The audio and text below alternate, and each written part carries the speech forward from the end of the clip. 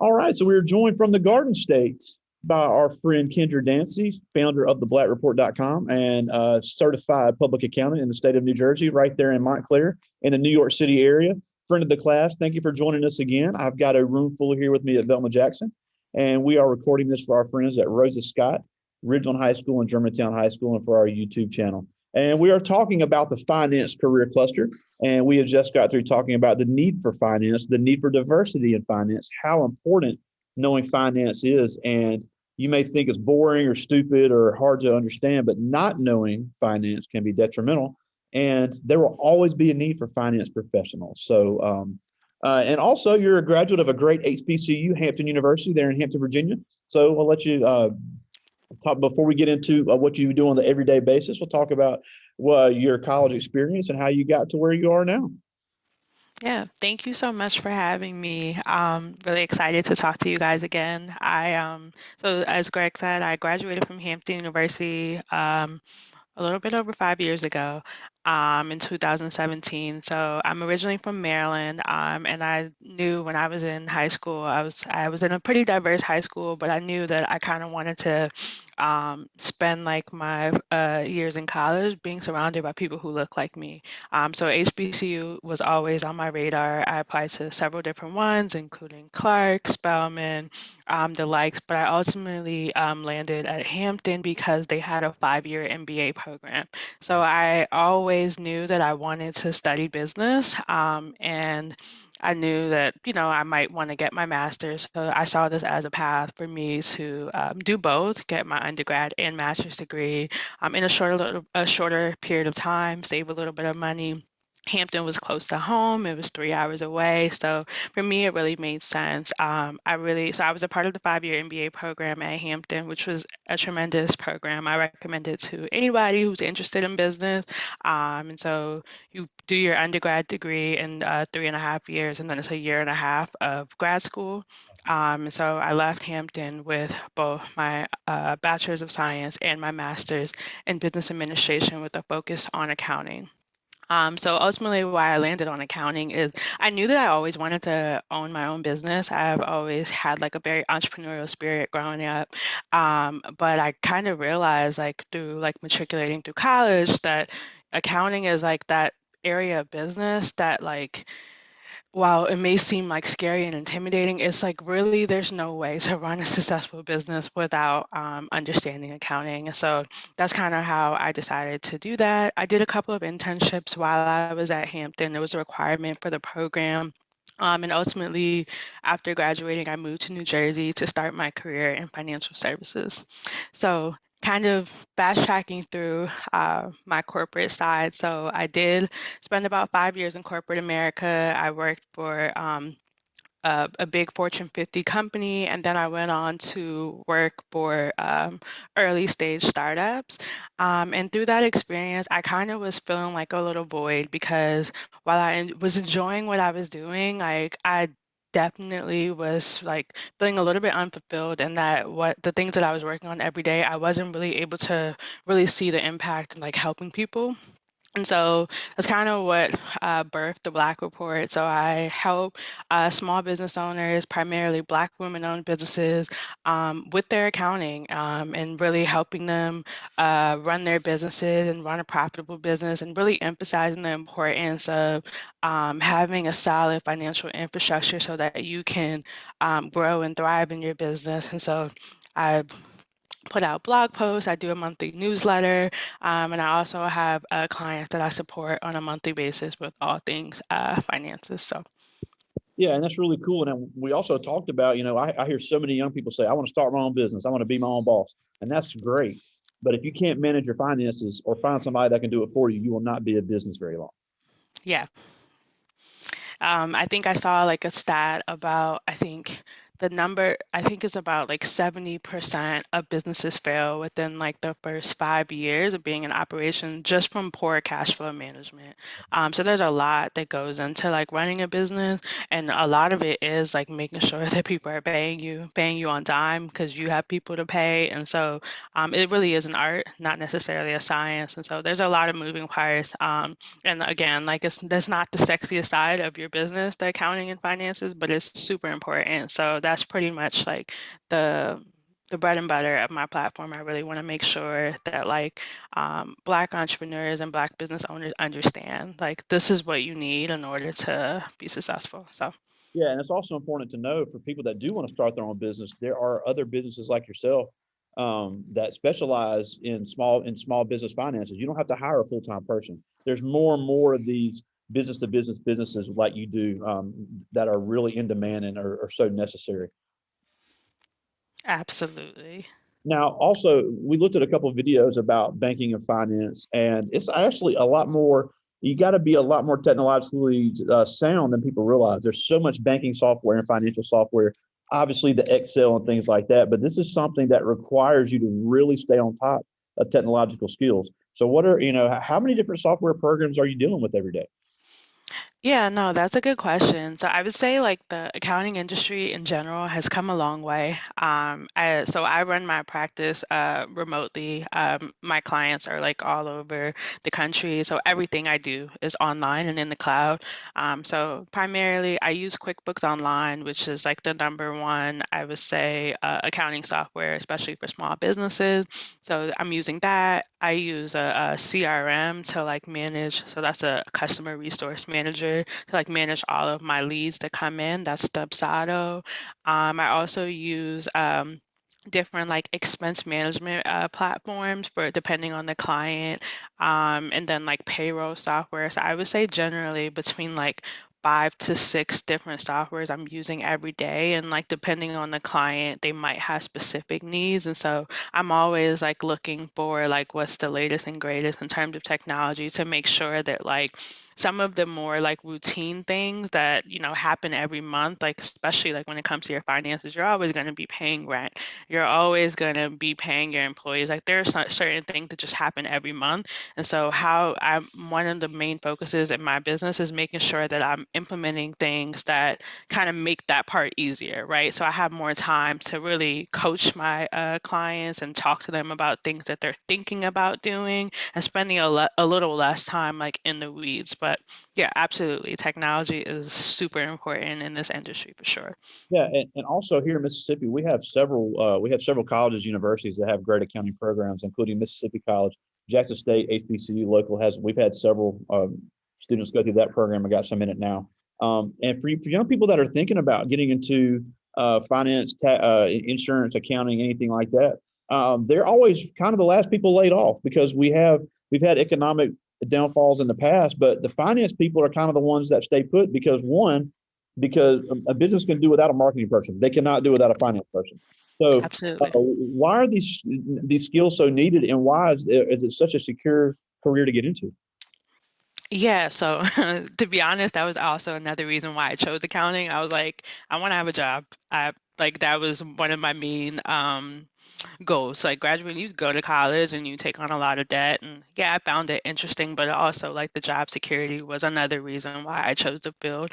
And so yeah, like you said, it is super important. And they are the last people to get cut because even if the business is shutting down or winding down, there is still a lot of work that needs to be done on the accounting side. You still have to file your taxes. You still might have reporting needs that you have to provide to your investors. Um, you still have to pay people, right? So you still need someone in accounts payable, and you might still be receiving money. So like that is the department of any business that, no matter what's going on, like usually they can't really like afford to lose their accounting staff because that's kind of what keeps the company going. You still have money going in, you still have money going out, and somebody's got to do the work. And so to your point, like with marketing, and when you do have like a budget and you're trying to decide, like, okay, where can I save money, even in my own business, right?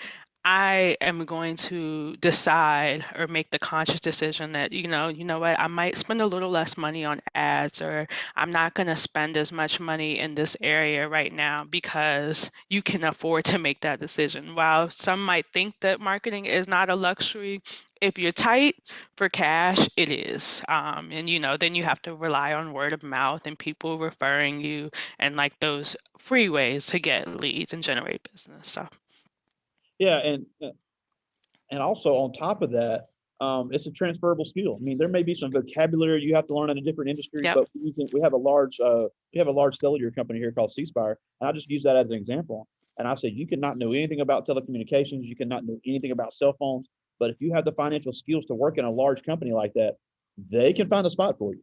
Yeah.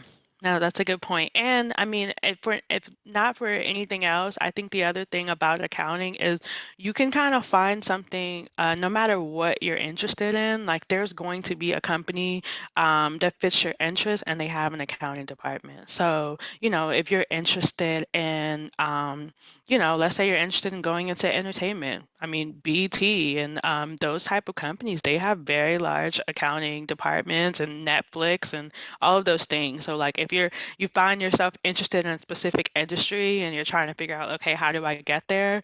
Accounting is also a very easy way to find yourself in a lot of different industries, just because everyone needs an accountant. So Yeah, and then we also mentioned that for the most part, it's a job where you could have a family. I know you're married, and I don't know what y'all's family plans are, but if you just guys decided you wanted to have kids, you don't really have to work on the holidays. You don't really have to work on the weekends. yeah. And for the most part, every accountant I know, they're off at 4:30, 5 o'clock every day. So there are for people that want to do that and want to have a family, it is a very beneficial career to look into. Yeah, no, I totally agree with that. I will caveat and say, like, it does depend on where you are. So, like, I did start my career in corporate, and I did have some like longer days, especially when I was working for a startup. But I've recently transitioned to doing this full time, and I do have a little bit more flexibility in my schedule. I'm able to control my days and how they look, and take breaks in the middle of the day to run to the grocery store. No one's really, as long as the work gets done, as long as I keep my clients happy. So yeah, absolutely. It does provide a lot of flexibility. And that's a great segue to my next point before I get to these students' questions is that, you know, I have an entrepreneurship program here as well. And I have, one thing I always talk about, especially with Black business owners, because there's always going to be that ceiling, whether you like it or not. But being a business owner of any point, no matter what color you are, it's not just I'm going to start a business. I'm going to go on Instagram. Boom, I've got money. I've got money available.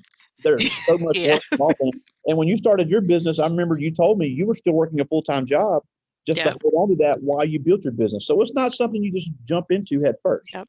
Yeah. Yeah, no, absolutely. So, I mean, I've been blessed in that the stars kind of aligned for me in a situation where the perfect opportunity presented itself for me to step away. But yeah, I'm obviously an advocate of, building your dream while you work a 9 to 5 so that you have the money to fund your dream. And again, like businesses are not built overnight, and it's absolutely like I think a lot of people do dream of being entrepreneurs. It's definitely really hard. I think Instagram, TikTok, they definitely glamorize it, as especially as of lately, but it's hard. I mean, I have ups and downs. I have really good days. I have bad days, and one thing for certain, like I'm there's no one I can go to make a decision. Like I am the decision maker. So that also is a little bit nerve-wracking sometimes because you don't want to make the wrong decision, but I've learned like a ton, and it's an incredibly rewarding experience too. So, yeah. Yeah, and obviously everybody's not cut out to be an entrepreneur, but Yeah. this is one area where if you're not a person that wants to be an entrepreneur and you can be a great employee and you can learn these skills, like we said, finance jobs are not going away. And we have to just watch the video about Regions Bank here in the South, and the guy on the video said we don't have enough people to fill these jobs. Yeah, that's also another thing that I think I'm noticing as of lately is seeming like the accounting professional in general, like there's like a hunt for talent. And I would say that there are less and less people going into the field. When I was in college, I was involved with NABA, which is the National Association of Black Accountants. I got like a lot of scholarships, and I made a lot of connections with people, other Black people in the field through that organization. But yeah, I mean, it's definitely if you have an interest, there is definitely a need for a lot more people of color to come into the accounting industry. I think there's only 1% of the CPAs are Black, and so anybody who's interested and has any questions for me or is looking for mentors or guidance, I am happy to be that because I really do want to see more people of color in the field because we're needed for Yeah, sure. and it's also a very male-dominated field. There's Yep. a huge need for women because I can count on one hand the amount of female CPAs I know of any color. Yeah, that's true. Yeah. So, I mean, business and finance in general is a very white male dominated industry. Absolutely, hands down. Yeah, I think that was another thing that I really did appreciate about Hampton, is because of that program and the opportunities that they kind of put in front of us. I got to see a lot of Black professionals in these really big companies like Coca-Cola and stuff that like I wouldn't have been able, I don't think I would have gotten that opportunity and being able to see myself working for one of these companies had I not went through that program, had I not been at an HBCU. So I'm going to plug that in one more time. oh So, yeah, I mean, we're huge supporters of HBCUs here in yep, Mississippi. We have five in the state. I'm sorry, no, yeah, we have five and two HBCU community colleges. So we have three state yep, universities and two private HBCUs that all do a great job. And also even for our PWIs at Ole Miss, they have a great Napa chapter there as well, which is nice. Mississippi College is a small private school here in the Jackson area, but they have an unbelievable business school, and their job placement in finance is one of the top in the country. So there Yes. is a definite need and a huge job market for anybody. Yeah. But just to plug Hampton because I have been to Hampton, Virginia. Absolutely beautiful city, right there on the coast, close to Williamsburg, close to not far from DC. There's a lot to do there. Great part of the country to live in. Not too hot, not too cold. Beautiful Yeah. winter, mild summer. So if anybody's interested in going to an HBCU in a beautiful part of the country, Hampton University is one of the finest universities in the country. There's no doubt. Yeah. Yeah, absolutely great. But I do have a few questions from the students. These are Okay. all ninth graders. Now I can't read that one. I have to come back to that one. This is Jemiah Carson, and she asked, "Is it possible to start your own business without having any extra staff?" Yeah. So I'm actually an example of that. I am very much still a one-woman show. I do everything from social media to blogs to dealing with my clients, all the client work. I mean, hopefully, I can grow and eventually bring on contractors and more help just so I can have more capacity. But yes, there are plenty of people who start their own business as with just themselves, especially when you have an idea and you're trying to grow it and nurture it. It is okay to be a one woman or one man show for the time being. I definitely think that like you have to be honest with yourself though and recognize like when it is time to get help. A lot of people are scared to like make investments in their business, but I will say that once you make those investments, you likely, especially if it was a good investment, you're going to see those returns. You're going to be able to do more and have more capacity to do more things that are going to bring you in more money instead of spending time on those things that you maybe don't enjoy so much. So yeah, you can absolutely start a business with just yourself.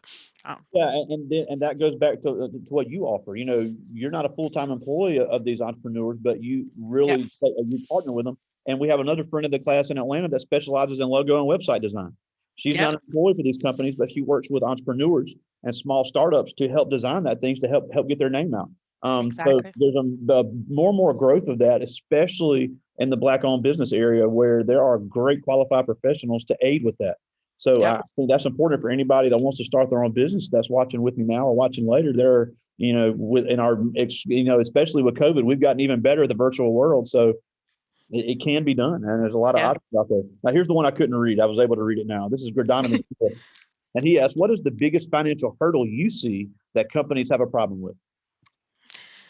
Yeah, that's a good question. So I would say two things. So specifically with Black owned businesses, I think this is a very widely known thing, but getting access to capital, I think, is one of the biggest hurdles that we face as Black entrepreneurs.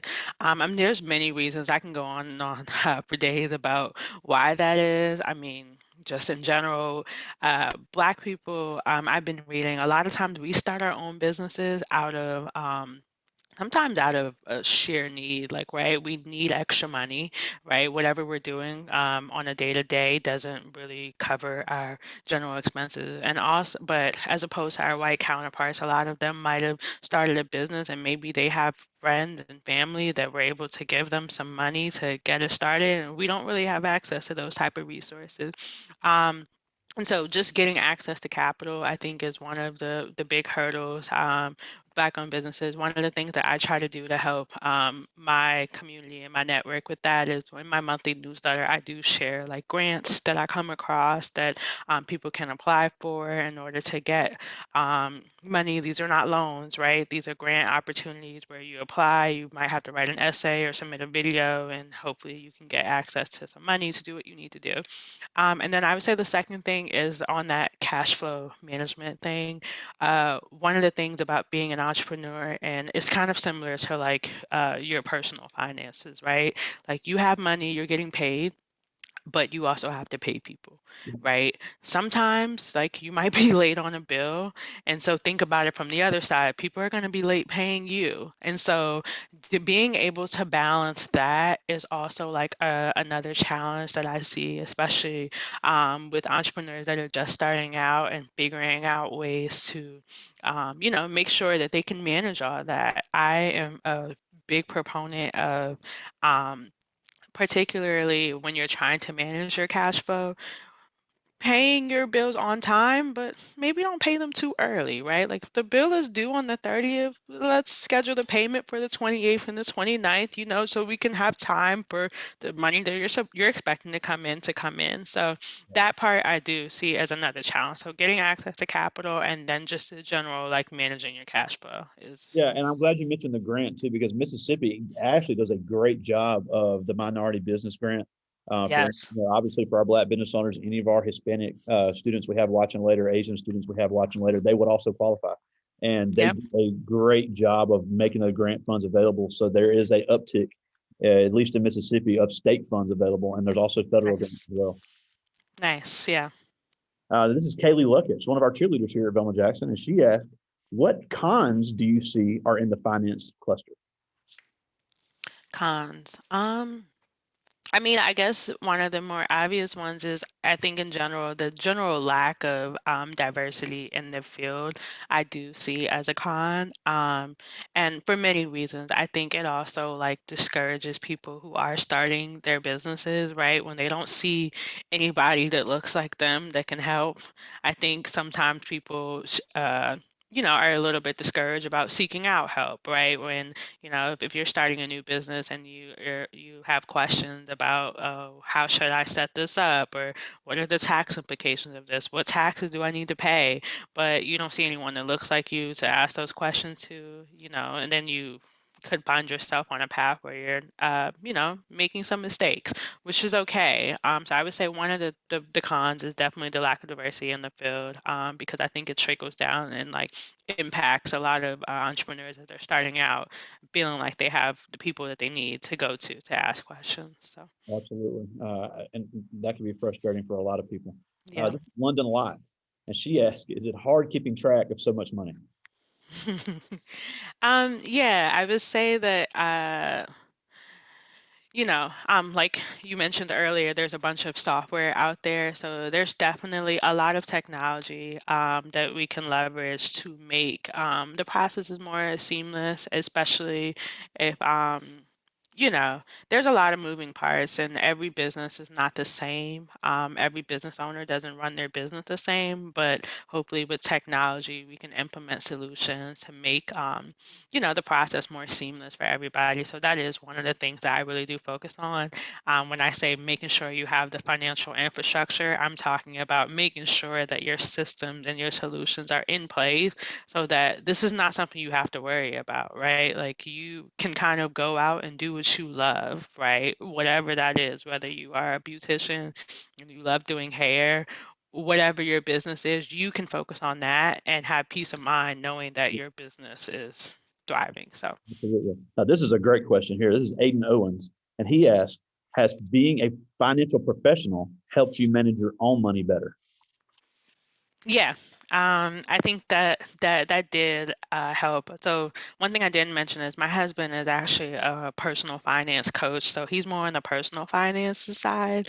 And so in our house, like we talk about money a lot. So I think naturally we have a rhythm. We have our own personal budget for like our household. But yeah, I think being in this industry, having my CPA has helped with me managing my own finances, just because I am like kind of making sure that I keep a pulse on what's going on, like any new laws that like might impact things. And so, yeah, absolutely.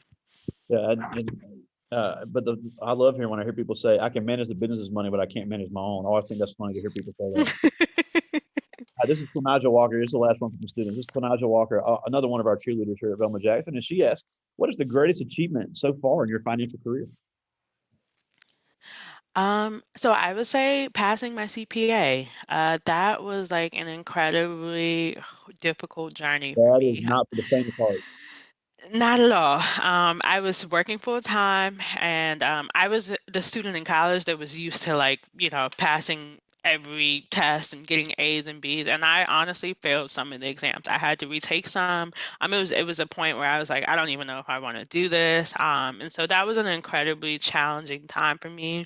But I got through it, and so I definitely think that it was super rewarding at the end because I knew how much work, time, effort, how many holidays I missed with my family, brunch with friends. Like I made a lot of sacrifices. And so yeah, that's definitely one of the biggest accomplishments for sure. That's awesome. Now we're almost out of time, and we thank you so much as always for joining us. But before we Thank you for go, having me. you're a successful Black woman in like we said, a predominantly white male field, but there is growing diversity in it. So, what can these young people do now, being young Black students, 14, 15 years old, to follow in the footsteps of someone professional like you? Yeah, so I would say the first thing is, uh don't be afraid to try different things. When you go to college, like you might not know exactly what you want to major in, but join clubs and get involved like in things outside of just the educational side, to figure out like where your interest lies, and hopefully that can align to a career path for you.